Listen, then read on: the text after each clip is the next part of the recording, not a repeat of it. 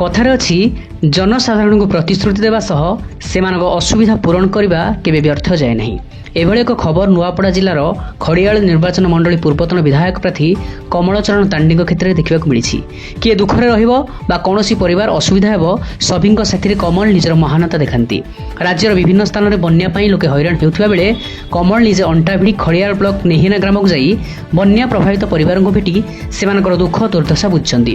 ଅନେକ ପରିବାରଙ୍କ ଘରେ ପାଣି ପଶି ଯାଇଥିବାରୁ ଲୋକମାନେ ଘର ଛାଡ଼ି ପଞ୍ଚାୟତ କାର୍ଯ୍ୟାଳୟରେ ଆଶ୍ରୟ ନେଇଥିଲେ। ହେଲେ ଲୋକମାନେ କିଭଳି ଭଲରେ ରହିବେ ଏନେଇ କମଳ ବିଡିଓ ଓ ତହସିଲଦାରଙ୍କ ସହ ଯୋଗାଯୋଗ କରି ପରିସ୍ଥିତି ସମ୍ପର୍କରେ ଅବଗତ କରାଇଥିଲେ। ବିଡିଓ ନେହିନା ଗ୍ରାମକୁ ଯାଇ ପୀଡ଼ିତ ପରିବାରଙ୍କୁ ଭେଟି ସେମାନଙ୍କର ସମସ୍ୟାର ସମାଧାନ ପାଇଁ ପ୍ରତିଶ୍ରୁତି ଦେଇଛନ୍ତି।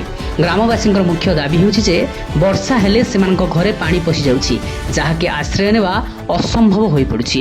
ତେଣୁ ସରକାର ଓ ପ୍ରଶାସନ ଏକ ସୁରକ୍ଷିତ ସ୍ଥାନରେ ସ୍ଥାୟୀ ଭାବରେ ଥଇଥାନ କରିବା ପାଇଁ ଗ୍ରାମବାସୀ ଦାବି କରିଛନ୍ତି। ଲୋକଙ୍କ ହକ୍ ପାଇଁ ସଦାସର୍ବଦା କିଭଳି ପାଖରେ ଛିଡ଼ା ହୋଇ ରହିବ ବୋଲି ଖଡ଼ିଆଳ ନିର୍ବାଚନ ମଣ୍ଡଳୀର ପୂର୍ବତନ ବିଧାୟକ ପ୍ରାର୍ଥୀ କମଳଚରଣ ତାଣ୍ଡୀ କହିଛନ୍ତି।